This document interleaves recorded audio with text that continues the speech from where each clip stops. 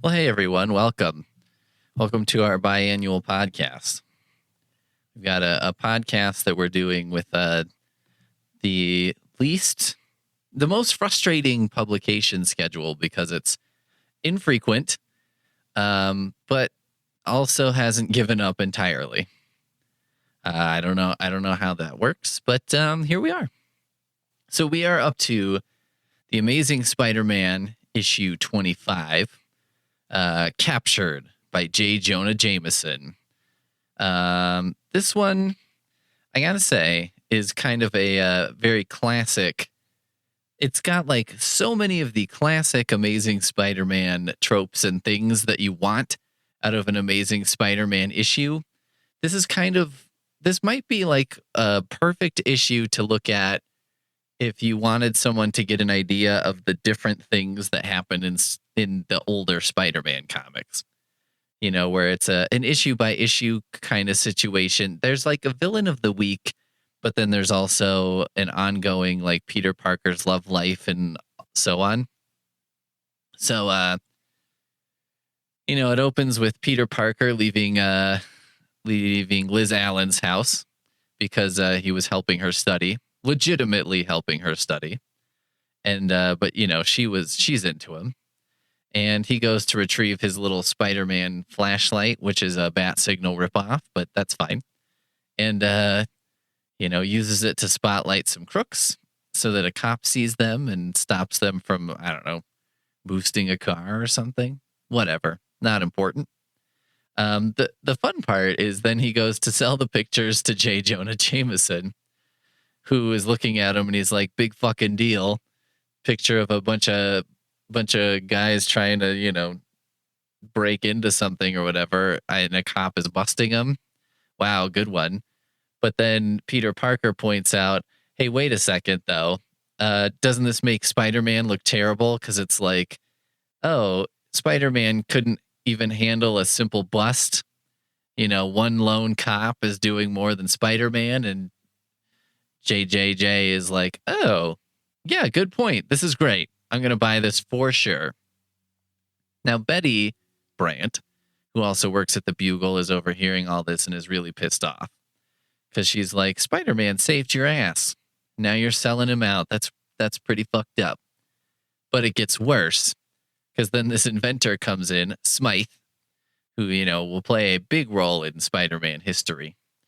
But comes in with an invention that he's like, I've been reading about how much you dislike Spider-Man, and I brought you this invention that I'm sure can defeat him. And, Jameson's like, all right, crackpot egghead, get the fuck out of here.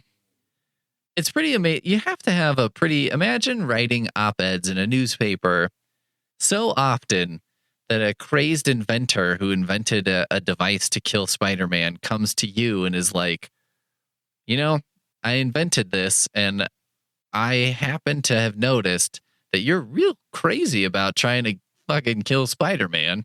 So here we are. Let's do it. I mean, you're known as the guy who hates the guy.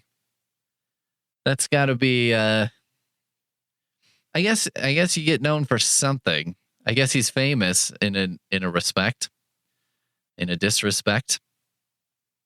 But, he's like, get out of here. But then Peter Parker is like, wait a minute. This might be a good way to screw over Jameson, because obviously this thing isn't going to work, and I can take pictures of their battle. So that seems like a win. So basically he convinces Jameson to see a demo of the robot while Betty is like, what are you doing? Stop this. This is craziness. So, the inventor is like, I have this spider, and the robot is attracted to killing spiders, which, by the way, I'm like, all right, this is like a man-sized giant steel robot with a bunch of weapons and stuff. But I'm like, if you made this a Roomba-sized robot that had the ability to track and kill spiders, you could sell that for any amount. You could name your price. I think 90% of people in America would be like, a little robot that is amazingly good at tracking down and killing spiders in the house. Done. So he has Peter Parker hold this little for some reason, a spider's in a crystal ball. And he's like, watch, the robot will get the spider.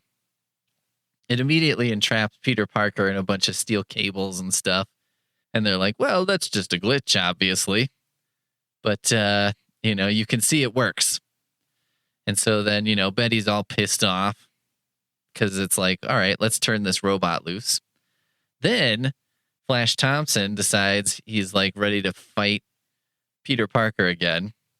It doesn't help that Liz Allen is like, hey, leave him alone. He's nice. He's cool. But, and that just makes Flash Thompson madder because that's how bullies work in stuff.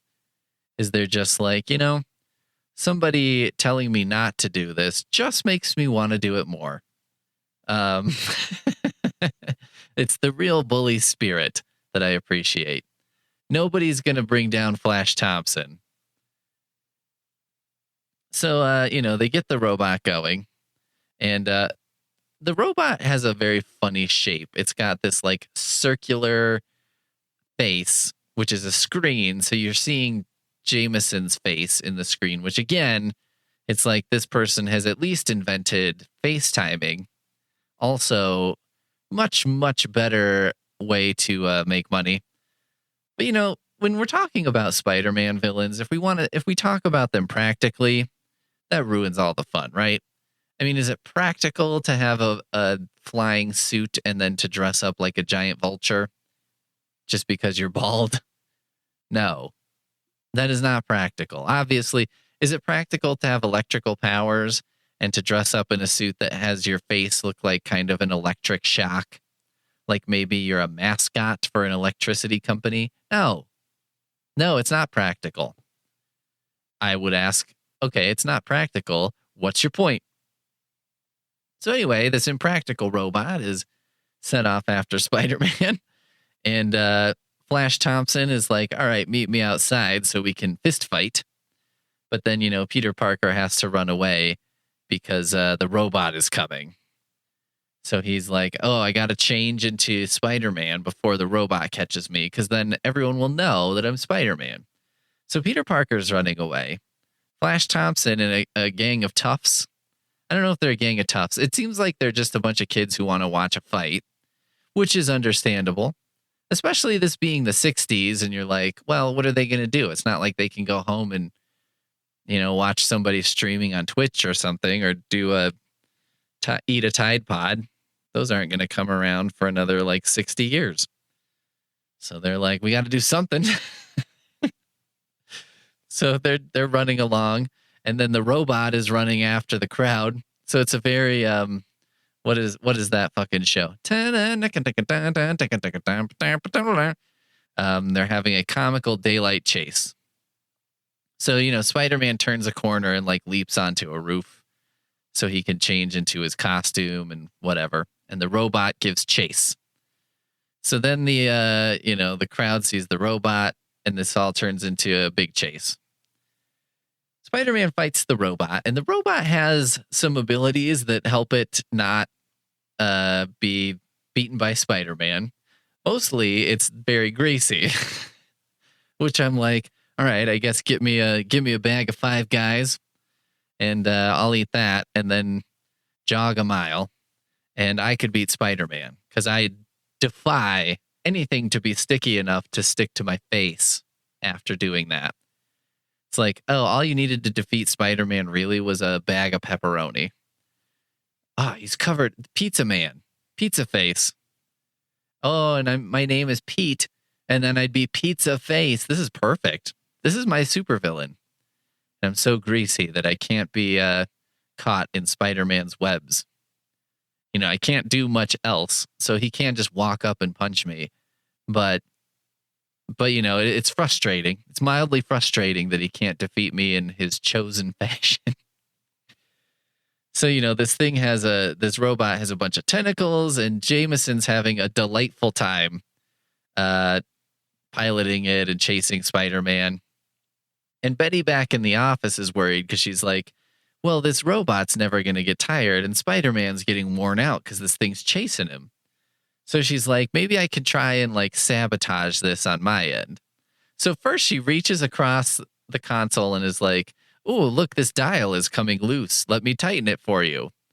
And he just grabs her arm and he's like, don't touch it.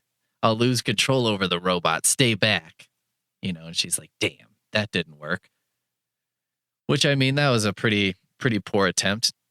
I thought what was coming for sure was like, I'll bring him a cup of coffee and then spill it all over the thing. That seems like if you're like his secretary and you want to defeat a machine, that seems like the way to go. But then she's trying to do some, classic buffoonery. She's like, all right, I'm going to spill all these papers and drop them by where this machine plugs into the wall. And then, because this is the 1960s. So it's not like this has probably a battery backup or something and operates on Wi-Fi. It's like, oh, it's plugged into just the wall, which is sort of hilarious to imagine. Is you're like, I guess this machine is reliant on just kind of being plugged into the wall. If it was a real windy day and the power went out, we'd be boned. So while she's picking up the papers, she's going to like unplug the machine, quote unquote, on accident. But then Jameson is like, what are you doing? Quit screwing around. You need to get out of here. And there's a very comical panel of him shoving her out the door, who's just like, I can't concentrate. Take the rest of the day off without pay, of course. And so Betty's like, crap. Well, now I can't help him. So maybe I'll see if Peter Parker will help. She can't get him on the phone, so she goes storming over to his house, right? Meanwhile, Flash Thompson decides he's also going to go to Peter's house to wait for him and to kick his ass, I guess. Which, this seems like a breaking of the bully code. I think the bully, you challenge someone to fight at the flagpole. Maybe you catch them in the hallway or the locker room or something. But I think going to their house is like where you go into crazy assault territory, where I would think most of these other goons who are hanging around are like, I don't know. Don't get me wrong, beating the shit out of somebody seems like a real blast. But for some reason, going to their house where they're like elderly, where he lives with his elderly aunt, and they probably got to go across town and shit. That somehow that seems like a bridge too far. Okay, so arriving at the house is Betty, who has a chilly reception with Liz, which is signified by their dialogue balloons have sort of like jagged, icy patterns along the bottom. And they're both like, what are you doing here? And, the other's like, what are you doing here? And Liz has a pretty good burn because Betty's like, do you always travel in a pack like that? And she's like, why no, Miss Brandt, but sometimes it's hard to get rid of all my admirers, although I'm sure you don't have that problem. Burn. They get to Aunt May's house, go in the door, and they're kind of fighting over, waiting for Peter Parker. And then who happens to be there but Mary Jane Watson, who, is living next door with her aunt. And her face is still obscured. This was like a secret early on in Spider-Man history, was like we didn't see what Mary Jane looked like. And one of the funny sort of ongoing jokes that happened was that, Spider-Man, I don't know if you could do this joke today, even though it is kind of funny. Spider-Man assumed that because it was like his elderly aunt and her friend, and, her friend was like, oh, my niece is a real doll. She should go out with your nephew or something. Now, Peter Parker is assuming like, okay, these two elderly ladies want to hook me up with somebody. She's probably, a chinerd, a homely chinerd. And it's kind of funny as a joke because of obviously she's not. She like becomes supermodel and stuff. But I don't know. I guess when you say the joke, it doesn't sound that funny. But it is funny, I guess, because Peter Parker's sort of trying to avoid even meeting this person because he's like, ugh, I know how this is going. Here's what's funny about it. It's funny because it's a joke about like elderly aunts being caretakers and being totally out of it. and thinking like, oh, this is a perfect match. And he's obviously thinking, no, this is not. But you know what? Aunt May's doing him a fucking solid. That's a Peter Parker dating Mary Jane is that's definitely hitting out of his batting above his average, out of his league. Baseball analogy for doing better. But as Spider-Man / Peter Parker, it's like, all right, I get that. But it's just Peter Parker, nerd. So anyway, Liz and Betty see Mary Jane and they're like, oh my God, she looks like a movie star. How is this possible? So right now what we're witnessing is 3 women fighting over Peter Parker. And, being intimidated by the 3rd newest contender, I suppose. Which does kind of spoil the surprise because you don't actually see what Mary Jane looks like, but she's a babe. And it covers her face, but at the same time, like it shows her face later, and you're like, well, to an extent, these drawn faces kind of all look the same. I mean, I don't know that real Uggo. It's not like Aunt May and Mary Jane look the same, but Betty and Liz kind of look the same. If you take their hair away, it's almost the same face. In fact, may have been the same face, just duplicated, because boy, does it look similar, and that would certainly save some time. If I was drawing a comic, I'd probably do shit like that, especially in the 60s. So you're like, well, it's not like some fucking idiot's going to go back through this in the year 2000 and go through these one by one in excruciating detail and make fun of me for doing this. These are for stupid kids. No one's ever going to know. Anyway, the ladies all leave, and then Flash Thompson's buddies are kind of like, dude, it's getting late. Let's go. This is fucking stupid. And Flash Thompson is like, all right, fine. I'll wait by myself and I'll beat the crap out of Peter Parker, even though no one is here to watch. Which again takes it to another level of like, so you're just waiting outside to beat up a guy at his house? That's fucked up. So we cut back to the action. J. Jonah Jameson bot is chasing Spider-Man and he's making the quips, which includes, well, hello there, which is probably an unknown cultural reference at this point, but there is a comedian named Marty Allen whose catchphrase was hello there. Which, I guess maybe was a laugh riot back then. Because, Spider-Man's like, oh, brother, now he's becoming a comedian. But, yeah, the hilarious hello there. So Jameson robot captures him in these, steel tentacles that Spider-Man can't break out of. And then Smythe and Jameson are there, and he's like, he's captured. And then he's like, okay, now what do we do? And Smythe is like, well, we could have the robot try and bring him back here, but he might lose his grip. So I suggest we go over there. Now, he doesn't say, like, we will go over there and do this. He's just like, we will go to where the robot has captured Spider-Man, which again, is not really a plan, but whatever. Spider-Man uses his Spidey grip to remove a panel on the robot, reprogram it, and then makes his escape. Now, the underrated, it's unfortunate because there's only one panel, and it's Jameson and Smythe in this taxi, saying, okay, turn right, wait, no, left. And the driver's thinking like, turn left, turn right, back, forward. These guys must be nuts. This would be an excellent comedy sequence. Because first of all, in the 60s, it's not like people had GPS, and they would get in a cab and just be like, go this way, go that way. But then also just to sort of, it's like you're just taking a normal taxi and like yelling at him, go this way, now go that way, and you don't know where you're going. You're like, I don't know where I'm going. I'll just yell directions to you.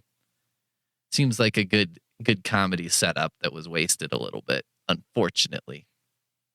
So Jameson and Smythe arrive to discover what appears to be Spider-Man in the clutches of the robot. But Jameson removes the mask and there's no head underneath. And it turns out Peter Parker had made a dummy out of webbing and was controlling it with other webs like a marionette. And so add that up to another amazing spider power or, option that he's got. So he gets the pictures. Mary Jane leaves the house. A cop comes along and is like, hey, we got a report of a suspicious looking character hanging around outside. So Flash is getting hassled by the popo, but not unreasonably. Actually, it's, I don't know if I'm a big fan of cops just being like, we got a report of this thing happening. But in this case, he's correct. This is like, this kid was waiting to beat the shit out of this other kid. We got a report of a kid wanting to beat the shit out of another kid, and we're not cool with that. So he hustles him along. And then Aunt May finds Peter Parker's spare Spider-Man costume, which he's like, I have to dissuade her from thinking I'm Spider-Man, but I don't want to lie to her. So he tells her, look, it's never been worn. I just got it to, as a disguise. I was going to use it to fool some people, blah, blah, blah. I'm not Spider-Man. And she's like, I didn't think you were Spider-Man, dumbass. She's like, I know you're my frail Peter Parker, so I know you're not Spider-Man.